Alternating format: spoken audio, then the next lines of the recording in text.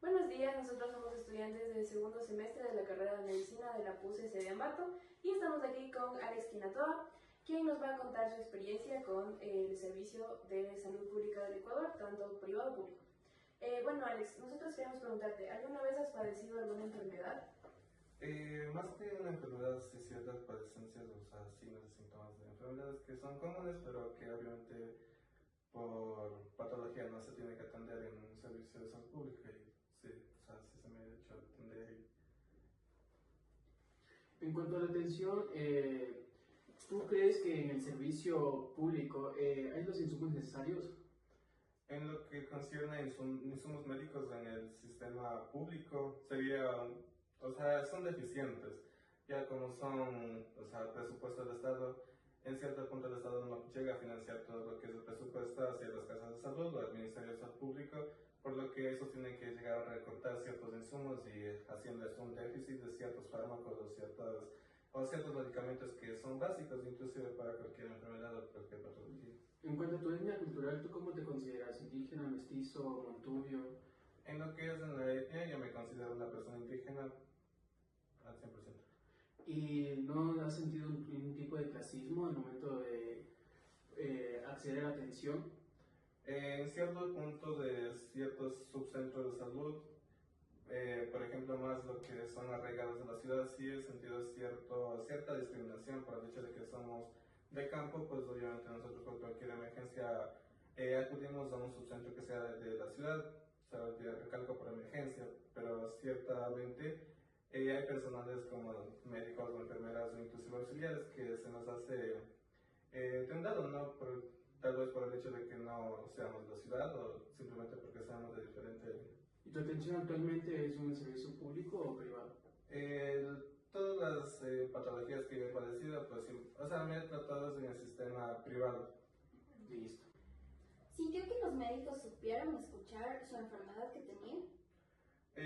Con lo que son las ciertas enfermedades, por ejemplo, acudí a un subcentro en el sistema público padeciendo una infección, ¿no? En lo que son el intestino. Pero, o sea, como yo técnicamente en ese entonces no sabía qué es lo que me estaba pasando, yo simplemente le contaba a los médicos, digo, estos son los signos y son los síntomas y, o sea, no sé qué es lo que tengo.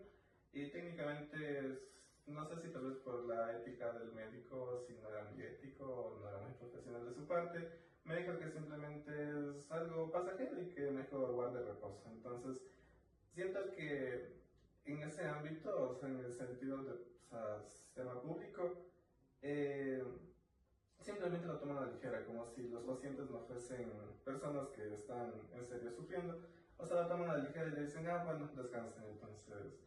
Pero si nos metemos a lo que es en el sistema privado, pues no sé si meter esta diferencia de ética en los médicos, pero en lo que es el privado, o sea, sí hay eso de escucha activa, hay una atención más eficaz, por cosas mínimas, o sea, tienen eso, o sea, ellos indagan hasta el último punto y sacan su diagnóstico, o sea, cuál es el diagnóstico. Entonces, yo creo que esas son las diferencias de ambas partes. Ya. Y al momento de dar el tratamiento, de igual manera, fueron claros, no, tal vez hubo palabras que no entendieron. En lo que son, bueno, la atención y cosas así, obviamente ellos tienen su lenguaje un poco más técnico, entonces, pero ellos trataban de explicar lo más simplista posible, o sea, de no decir muy técnicas las cosas, sino de tipo, por ejemplo, decir, no sé, un dolor, una cefalea para ellos.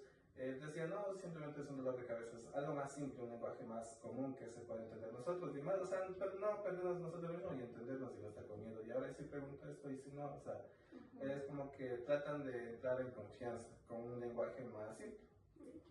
¿Cómo se sintió durante la experiencia? ¿Estuvo tranquilo, nervioso, estresado? O sea, como acabo de decir, como ellos tienen un cierto lenguaje que no, o sea, no hay un lenguaje simple, esos tienen que soltarlo así, tal como es un lenguaje técnico. Entonces, en eso sí me lleva a frustrar y digo, ¿y ahora qué es eso? O sea, no te estoy entendiendo.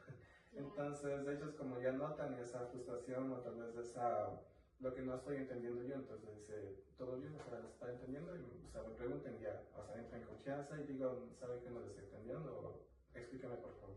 Entonces ellos tratan de explicarlo de la mejor manera y, o sea, para que no están todo el paciente esté en confianza, o sea, entienda lo que él está padeciendo y lo que vamos a tratar con él.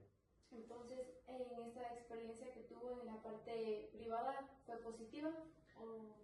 En la parte privada, sí. O sea, yo técnicamente siempre me he hecho atender en sistemas privados y, o sea, para mí la atención que brindan en esos espacios es muy eficaz, es muy asertivo, 100% de confianza, o sea, no hay como tipo vulnerar tus cosas con demás pacientes, no hay una confidencialidad netamente cerrada ahí, entonces es como no tienes a qué temerle, tal vez otros van a saber lo de ti, no, o sea, es una confianza, es una privacidad, una confidencialidad que tienen por parte del sistema, o sea, del personal médico también y todo el personal de salud que se encuentra laborando en el sistema privado. Ok, y en base a todo lo que nos has ido diciendo, entonces tú recalcas que la comunicación es algo muy importante entre el médico y el paciente, ¿verdad? Sí, técnicamente la comunicación debería ser muy importante porque esa es la llave de que el paciente te diga todas las patologías, signos y síntomas que tenga sin miedo a que tal vez digas, me voy a hablar al médico, ¿no? O sea, mientras más confianza tengas con tu paciente, el paciente por más simples cosas que diga, o sea, las cosas no son simples que te están diciendo, son signos que tal vez a él le da vergüenza o recelo, entonces si estás en un ambiente de confianza, pues, o sea, inclusive puedes llegar a diagnosticar otras patologías que tal vez no estaban, o sea, no vino el paciente, entonces la comunicación debería ser, o sea, es la llave o es la clave más efectiva. Ya, y por último, ¿cuál sería el consejo que tú nos darías a nosotros como futuros profesionales de la salud para tener una buena comunicación y ser unos profesionales íntegros? Lo que yo podría decirles, muchachos, es que practiquen esto de lo que es el humanismo entre ustedes, el humanismo entre paciente-médico, la comunicación que deberían de tener entre ellos, que si el paciente está yendo a pedirles ayuda a ustedes no es porque está lleno de ganas, sino es porque él, o sea, está padeciendo alguna enfermedad o alguna dolencia, y para que ustedes más le traten mal, entonces no creo que sea lo justo.